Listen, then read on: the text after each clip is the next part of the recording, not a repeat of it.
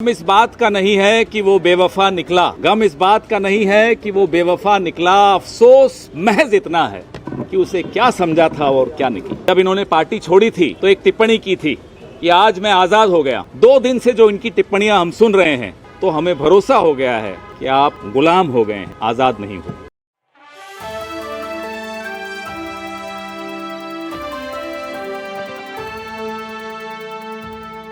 नमस्कार, आप देख रहे हैं नेक्स्ट 9 न्यूज पॉलिटिकल बाइट और आपके साथ मैं हूं क्रांति सिंह।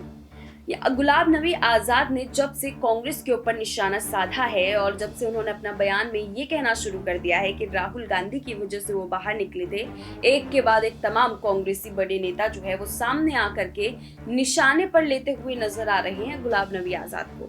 एक बार फिर से ऐसा ही बयान जो है पवन खेड़ा देते हुए नजर आए। खेड़ा ने अपने बयान के जरिए जो है निशाने पर लेते हुए गुलाम नबी आजाद को एक ऐसी लाइन बोली जो इस वक्त काफी ज्यादा जो है चर्चा का विषय बना हुआ है, क्योंकि उस लाइन के जरिए उन्होंने आजाद को ये कह दिया कि आप तो गुलाम बन चुके हैं, अब आप आजाद नहीं रहे। क्या कुछ कह रहे थे पवन खेड़ा, सुनिए।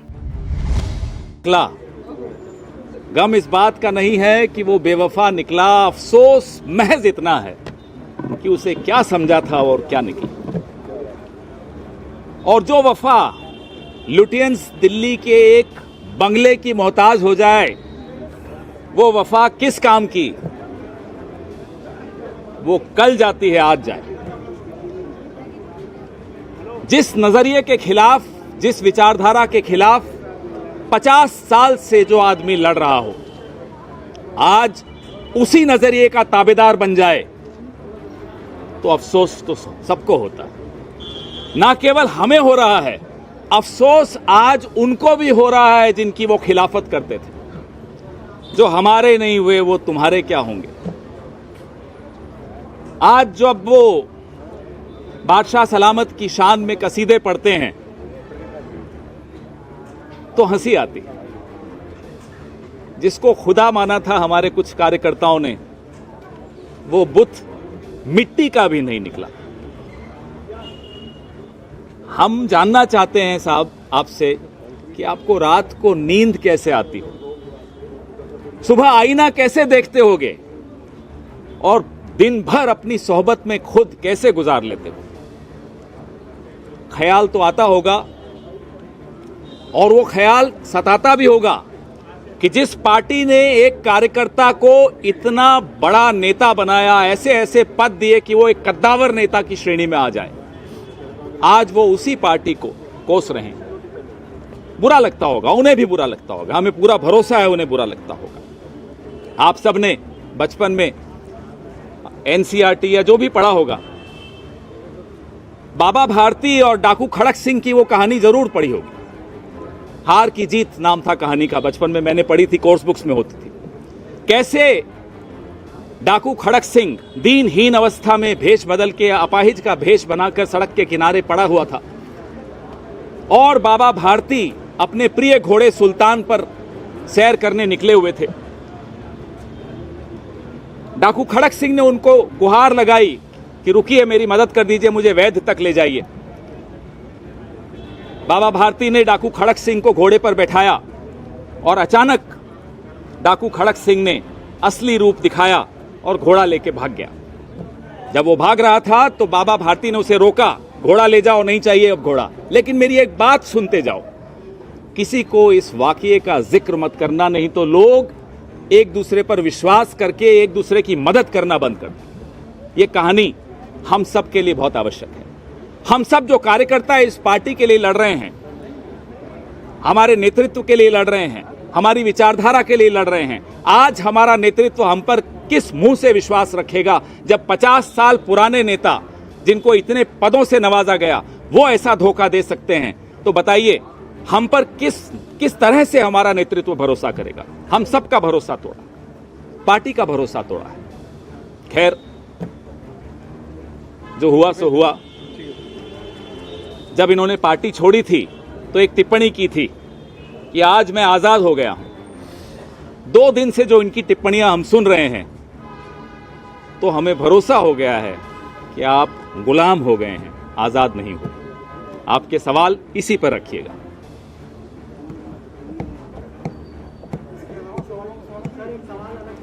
पहले इस पर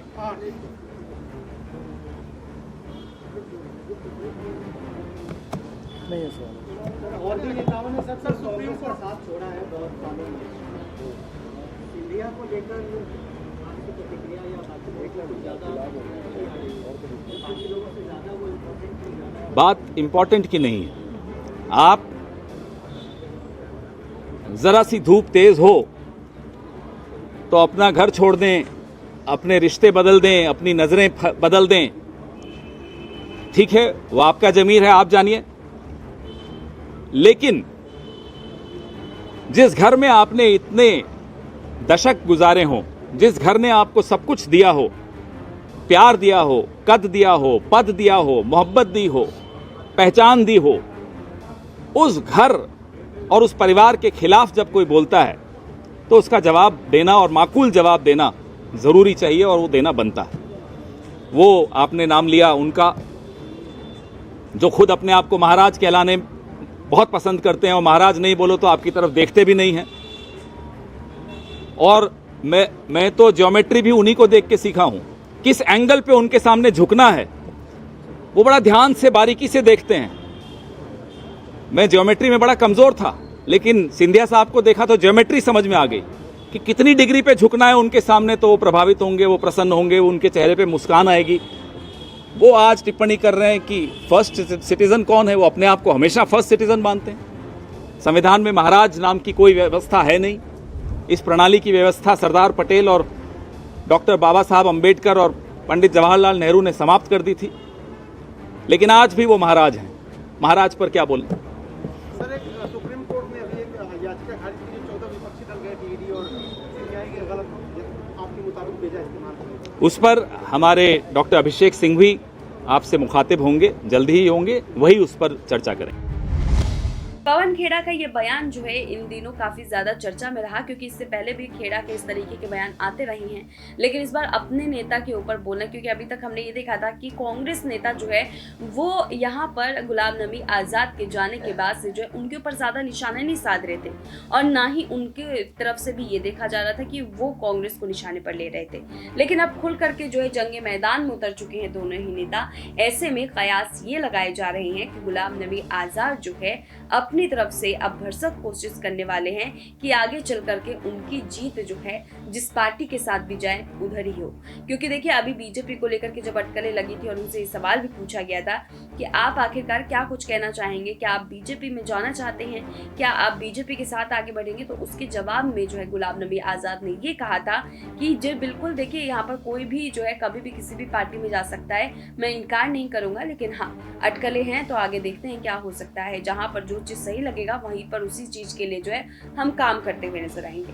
बहरहाल अब यहाँ पर देखना बेहद दिलचस्प होगा कि यहाँ पर जो जिस तरीके से गुलाम नबी आजाद को लेकर के चर्चाएं तेज हो रही है, क्या उसमें कांग्रेस बाजी मारेगी या फिर कोई और ही पार्टी जो है आजाद के ऊपर अपना दाव खेल करके जीत हासिल कर ले जाएगी।